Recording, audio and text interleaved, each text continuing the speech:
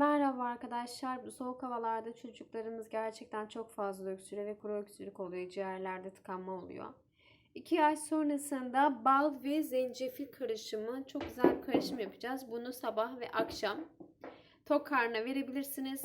Bir hafta süreli verebilirsiniz. İyileşme görüldüğü zaman kesebilirsiniz.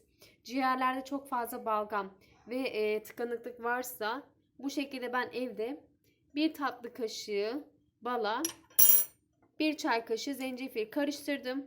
Mükemmel bir sonuç arkadaşlar. Bebeklerin de seveceği, çocukların da seveceği çok tatlı bir şey ama bebekler derken özellikle 2 yaş sonrasında verebilirsiniz. 1 yaş altına bal kesinlikle vermek yok.